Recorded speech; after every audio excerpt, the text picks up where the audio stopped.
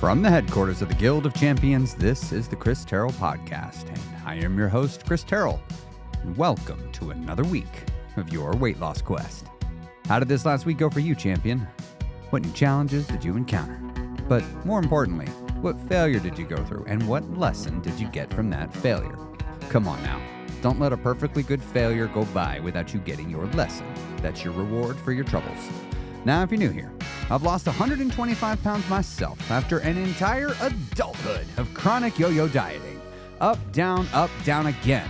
Before I finally got sick and tired of being sick and tired, and I made some permanent, meaningful, and actual changes to my lifestyle, habits, routines, environment, community, and to my system of belief.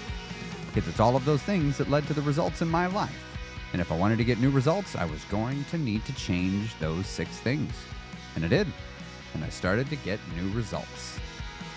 And now I'm here each week, hopefully to help you get the same results in your life, helping to pass on the things that I learned. You know, I'm standing on the shoulders of giants. There are so many wonderful people that taught me so many wonderful things, and it has led to my life being incredible and wonderful and everything I hoped it would turn out to be. Got to be honest, there for a while, I was not really sure it was going to happen or if it was possible. And that's one of the great things I've learned about life. That no matter how dark it seems, no matter how awful it might be, it can get better. It can turn. It can change. There are too many stories of success from people doing it. And I've had the joy of feeling it in my own life. Now look, I'm not under any illusion. I was living a perfectly mediocre middle-class income life at the time. It wasn't as good as it looked at all, but it's not like it was abysmal. But it wasn't great, and at the end of the day, I went to bed unhappy, and I woke up not looking forward to the day. More of sort of a bummer kind of feeling, except for the weekends where I got to play video games. I very much enjoyed those days. I liked getting up early on Saturdays and playing some video games with my buddies. That was fun. I also liked all the eating I did. It was fun. There's a lot of things I liked about my old life. They were fun. And I needed to change. I wanted to lose weight. I wanted to become thinner. And in the past, well, in the before times, the way I used to lose weight, I didn't want to actually change anything. I wanted to, what's the old saying? I wanted to eat my cake and have it too. I wanted to still eat whenever I wanted, however much I want. And I still wanted to sit around and play video games. And I wanted to not gain weight.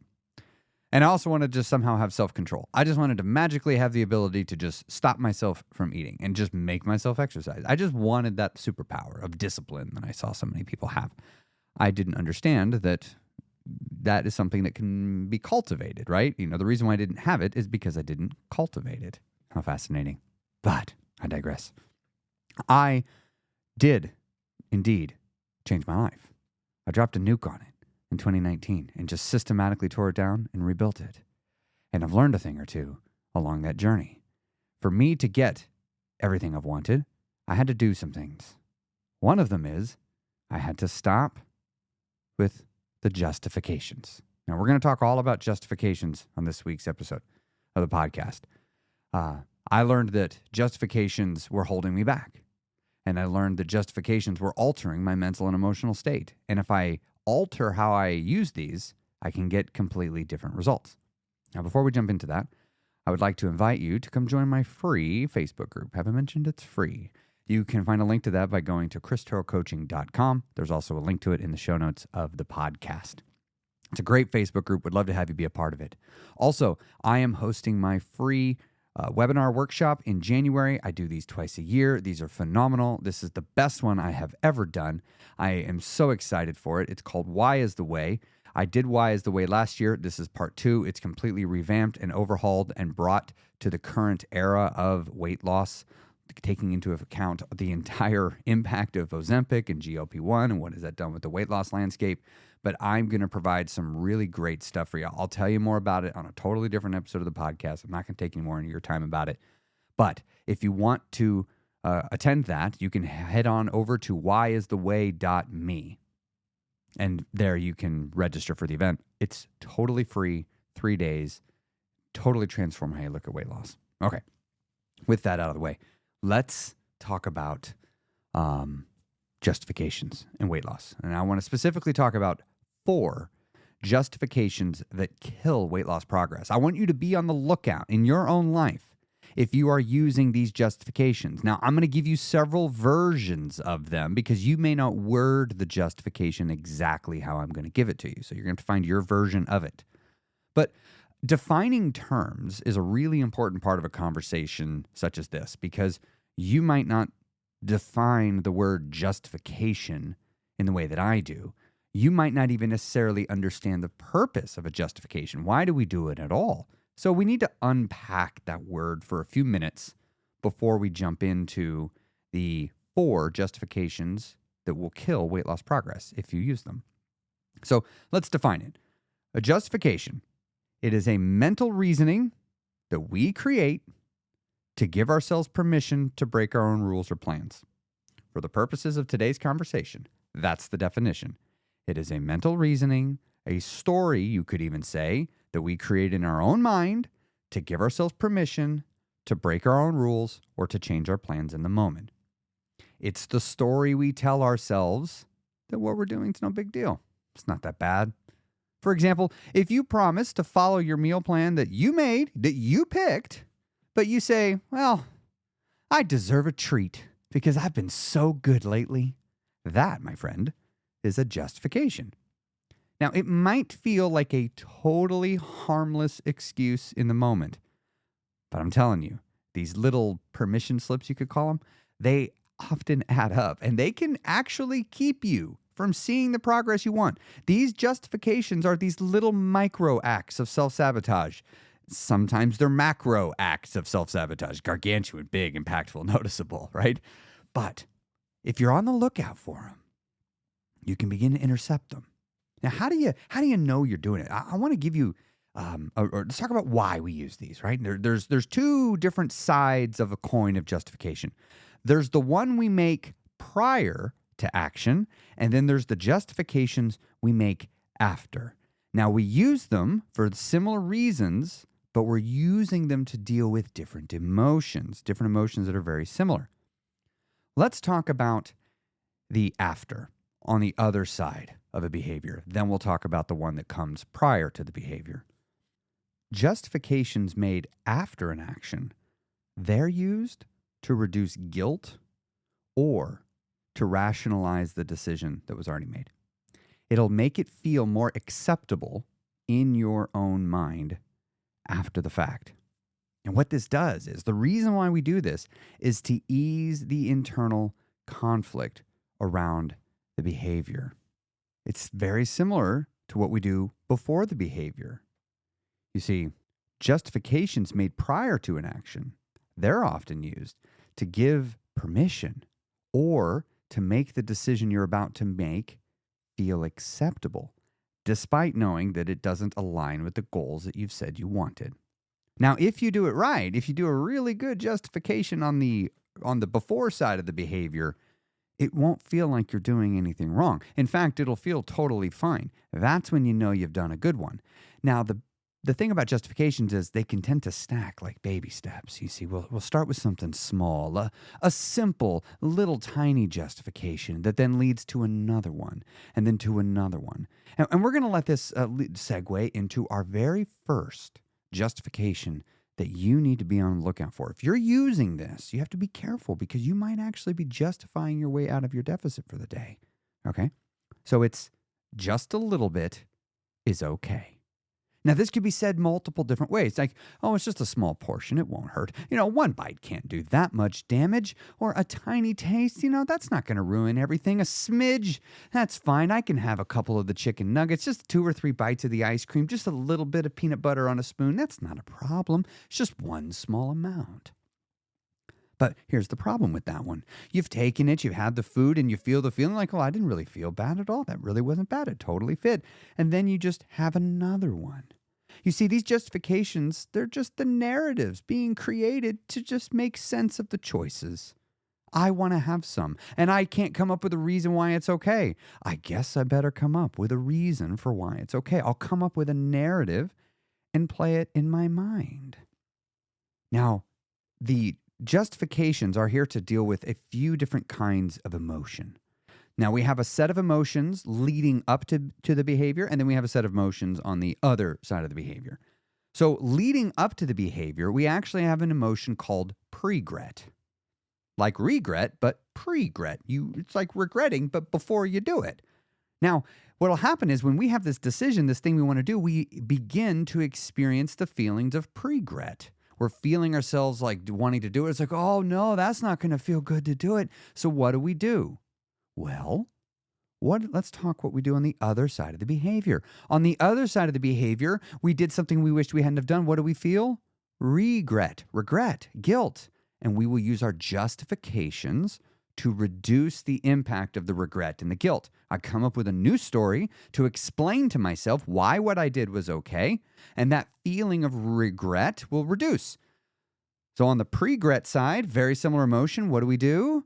We tell ourselves stories. We come up with justifications for why we're about to do what we're about to do. We make sort of this justification sandwich, right? I explain it leading up to the behavior. I do the behavior that totally goes against my goals. And then I round it off on the other side with a little bit more of story, of a lovely justification to make it all work, to make it all be okay. And so when you do something like, oh, I've been so good, or sorry, like just a little bit, it's okay. A small amount's fine. You have a little bit, you look at yourself and say, see, a small amount totally was okay. Another 20, 30 minutes goes by, another little bit, that's fine. I don't need to put it in my calorie tracker, not paying attention that these 25, 35 calorie little bits are adding up when you're having 6 of them a night, 4 nights a week. So you got to be mindful of that one. Well, let's talk about another justification to be on the lookout for. And that is, this is a good one. I've been so good. I really deserve this. I should reward myself. I've worked so hard. I've earned this treat. I've really earned to have this. Or I've stuck to my plan. Now I get to reward myself. I'm entitled for a break. For being so disciplined. I'm entitled to this break, or how about this version of it? I've done so well. This is a well-deserved indulgence. I'm just going to indulge and love it because I've done so good. We've got to be mindful of these things, these justifications, because yes, you have been good, but this is pointing to a problem. This justification reinforces a problematic belief. It's reinforcing the belief that you shouldn't have certain foods, right? Like, If you want a cinnamon roll, just work it into your plan and have the damn cinnamon roll. You don't need to earn it. You just need to plan it. It's not a problem. Now, this also reinforces another problematic belief, which is it is sometimes okay to gorge yourself. It's not. All right? If you have had a life of being obese like me, that means you have a problem with food volume. Just like an alcoholic has a problem with drinking, you have a problem with food volume. You eat more than you need, and you've had a taste for it, and it's delicious. And once you know it's there, it's always known in your mind. So no, for you are playing with fire if you say, I've done so good, I get to indulge in just this volume. No, if you want ice cream, have some ice cream. It's fine. But don't go having a ton of it. And you know what a reasonable amount of ice cream is. You know how to look at your calories. And if you don't, go check out the early episode of the podcast where I explain SECO. I don't know, it's episode 2 or 3 or something like that. It's one of the very first ones. And I can explain it to you. Or you can come on into the guild and I'll teach you about it there, right? You need to learn about calories. You don't got to track your calories all the time, but you need to know enough about calories that you can get a sense of how much ice cream you're having and how much is okay. You need to know that. Like, what does 200 calories of ice cream even look like? Do you know what that looks like? How much ice cream that is? Is it more than you think it is? Less than you think it is? I don't know. Maybe go find out. Let's talk about the next justification. I'm too busy. No, my schedule's packed. I can't focus on losing weight right now. There's just no room in my life to commit to this weight loss journey. I have too much going on to track everything. I just can't be bothered. I can't devote the time needed at this point, Chris. Don't you know? I've got all these things going on. No, you're not saying it to me. You're saying it to yourself. I'm too busy. Here's what's fun. I love this. I have had the same person multiple times. This has happened to me. But the same person will, in the beginning of our working together, will say, this is so hard to lose weight. I am just so busy. I've got so much going on. I just can't seem to fit it in. Okay, and we start working through it. And then through unexpected circumstances, their life becomes not very busy anymore. And it's like, I got too much free time to lose weight. It's just me with all this food. It's like, which is it? Are you too busy or are you not busy enough? Because you've told me both. I've had multiple people do that. It's almost as if that was just the reason that they were using. It's not the actual reason. I've had so many people tell me too busy. So many people tell me they're not busy enough. So here's a response I tell people, and I just want you to kind of think of this. Because you're never too busy, right? If you were too busy, I could see a case for being too busy and you're getting too skinny and you're not ever moving, so your muscle's shrinking away, and you're not ever eating, so your fat is shrinking away. That I actually kind of get. But what do you mean you're too busy? How did you think you got big? You had to eat. That took a lot of time. Many of us don't realize how much time we spent focusing on the obtaining of food, the thinking of eating food, the eating the food, the cleaning up the food, the procuring food to get, the watching videos about food, the talking about food. Like, food took up so much time of my life. I was obsessed with food, right? I didn't have to eat it all the time. I just loved my drug. I love talking about it. I love thinking about it. I love looking at pictures of it. I love watching videos of it. I love smelling it. I love looking at other people doing it. Did I mention how much I've loved eating it? Right? Trying it at all different places. Oh, first bite food. Gosh, I love first bite food. Turns out I can have lots of first bite food throughout the day. Just keep having first bites. Oh, gosh, first bite of Chick-fil-A chicken sandwich is just delightful. So I'd get 2 of them. So I could have 2 first bite foods. Anyway, I digress. Where was I? Oh, that's right. Time. So here's the thing. Losing weight takes less time. I know. You have to go move more. Right. So you're going to have to give up time. But I'm willing to bet, like, you have time to go do the movement in your life. Like, it's there already. You just don't want to use it. You don't want to trade. Like, if you want to scroll social media, did you know you could scroll social media on a walk? Oh, well, Chris, I'll stumble and fall down. No, you won't. Go practice. How much have you actually tried? Do you have any idea how many people have said, Chris, I can't do it, I will fall down? And then when I ask them if they've tried it at any point in the recent past, the answer is often no. It's like, yes, you can. You can scroll. Or if you can't, put a podcast in your ears and go walk while listening to a podcast. But you can get the movement in while doing your mindless brain candy stuff. I don't have a problem with scrolling social media. I have a problem when you say stuck to a chair. Right? Yeah, you might have to give up some sitting time, but you have time. But the reality is weight loss happens with the fork. It happens with the food you eat. If you can't move as much, this just is solved on the food side of the equation. Right?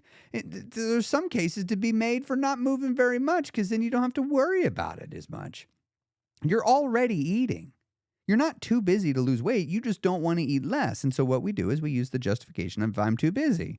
Oh, I don't have time to track my calories. What do you mean you don't have time to track your calories? You're already eating. Just do it while you eat. Like, you can do it at the same time. You're already taking the time to do it. Oh, well, I don't want to give up scrolling on YouTube or TikTok while I eat, right? If I don't want to have to, like, weigh my food while I'm eating it. I want to be able to do other things. It's like, well, come on. You have the time. Just say what it is then. I don't want to. I want to play on my phone. Or I just don't want to think about it. I don't want to remember. I forget. Like, these are all, okay, I kind of get those, but don't justify it. And so just be on the lookout. When you say I'm too busy, I want to challenge that. Learn to lose weight in the busy times. If you've got 100 pounds to lose, you're going to be doing this for years. Like, you're going to be doing it through lots of busy times in your life. You're going to need to learn how to do this. And you can't have the answer be every time life gets busy, you gain weight. I can understand if you're too busy and you're maintaining weight. I get that. You know, sometimes life's so busy, I just don't have the mental bandwidth to deal with the stress of being in a deficit. I understand. But that doesn't mean gain weight. That means maintain. Right? There's no, I'm too busy and therefore I should gain weight. That those don't go together. Being busy is not an excuse that's valid for gaining weight. And don't, yeah, I'm going to get off that soapbox. I'm sorry. That's a big one of mine. I don't know who I'm talking to there. Maybe my past self, maybe to some of you. I'm not sure. But the I'm too busy one, that always gets me. Let's talk about the last one. The last justification. And this one's an ironic one. Saved it for the end. Because I use this one for a long time. This justification actually is what kept me big for a long, long, long time. See, I was always told that if I want to lose weight, I have to eat healthy. If I want to be skinny and be in shape, I have to eat healthy. Otherwise, if I don't eat healthy, I'm going to be fat. That is just objectively not true. The problem was I was eating too much. That's it. Just too much. Too much food. Is it easier to eat too much of unhealthy food? Well, yeah, of course. Of course it is, right? More calorie dense. But it still came down to the volume. I could have totally ignored the healthiness of food and just monitored the volume. So this leads to the problematic justification, one of the biggest killers. Oh, it's healthy. I made the healthy choice. I made the good choice. It's a better option than the junk I usually have. At least it's natural, so I can't feel too guilty about it. I'm eating clean tonight, so this won't set me back. I mean, it's not like I'm eating something totally unhealthy here. You see, what we do is we justify, we distract ourselves away from the calories of the food and draw ourselves to the healthiness of it. It's like, that's great. Healthy food will make you healthy, and I'm glad you're eating healthy food so that you're healthy. But that's not going to necessarily help you lose weight. We still must take into account the calorie volume of the food. That has to be factored in. And so on a weight loss journey, it's like a big red flag. I've learned to look when a person says like, well, I made a good choice. I was like, what does that mean? I made a good choice. I don't know what that means. What is good? Define good here. And what I'll often find is good means several different things. One of them it means is low calorie. I made the low calorie choice. I'm like, well, then why didn't you say that? Like, you don't need to masquerade this. Like, I made the lower calorie choice. It's not healthy because it's lower calorie. Like, so many of us, we equate healthiness and low calorie. When a person's saying I made the good choice and I find out they really meant low calorie, that tells me they're still holding on to the belief that healthiness of food and calories go together. And look, yes, often lower calorie food is often more calorie dense or nutritionally valuable. But not always, right? And some foods are small in volume and they're good nutritionally, but they're really high in calories. Let's take like avocados. It's a great example. Avocados are very tasty. They're very nutritionally valuable and they're very calorie dense. How about peanut butter? Same thing. Peanut butter's great, but very calorie dense. Nothing wrong with a little cheese. Cheese, calorie dense, right? Some whole grain bread can be very, very tasty, very, very nutritionally valuable, and sometimes very calorie dense. It's fine if you want to have it. There's nothing wrong with it. I'm not saying they're unhealthy. I'm just saying sometimes when you're losing weight, eating the healthy thing isn't enough. You got to look at the calories of the food. There's not a direct correlation. You have to look at them separately. And this justification is just basically pointing that there's either a simplification, an oversimplified understanding here, and that needs to begin to understand the nuance. But sometimes we just say it so that we feel good. You know, oh, I want to have this food. It's healthy. It's allowing me to feel good about having that. I've realized for me to have the success that I want in my life, in every area, I have to find the problematic justifications. Now, what I do is I like to draw lines in the sand and say, if I cross this line, I need to know why. I need to know and be able to articulate to myself what the reason was. And for me, I said, if I'm not hungry, I won't eat. I will eat when I'm hungry. End of story. That was the beginning starter thing. And anytime I went against that, I had to explain to myself why. And I had to be okay with it. And I raised my standard of myself. I told myself to not turn to food for emotions. Right? That was hard. Because then when I did it, I had to admit to myself that's why I did it. So that I could deal with it. So I could go, yep, I did it. I did it again. I turned to food. Why did you have that food last night? I said just one. I did it. I said just one. Y'all, where do you think I got this list from, by the way? I got this out of my own head. I have fallen victim to every single one of these justifications on my journey. Some of them got me multiple times before I wised up and finally said, wait a minute. Next time I say that, I just need to not do it. Like that, because every time I say that, the next day I'm waking up unhappy. I think there's a correlation here, right? Yeah, as usual, the solution to many problems in our life is awareness. And in this case, it's awareness to our justifications that we're making to reduce the emotional experience of regret. I am feeling some sort of regret at the decision I'm about to make, and so I tell myself a story to make it okay in my head so that I don't feel bad about what I did. And then later, on the other side of it, sometimes I'm like, I still feel bad about what I did.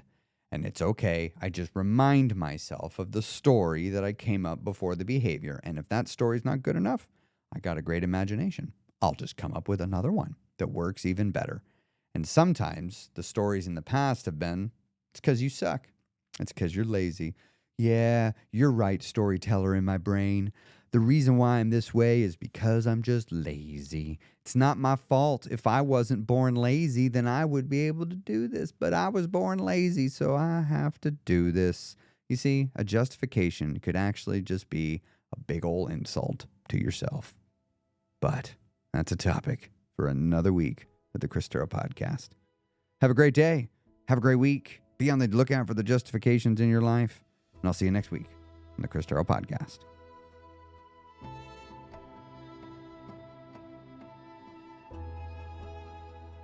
Hey, I want to give you just another real quick reminder about my workshop coming up on January 6th through the 8th. That is going to be 3 days in the evening from 6:30 to 8 p.m. Central Standard Time. This is totally free, and it is going to completely revolutionize how you see the weight loss journey, and I'm going to give you your roadmap for success. Again, it's totally free. You can register for this event by going to whyistheway.me. That's whyistheway.me.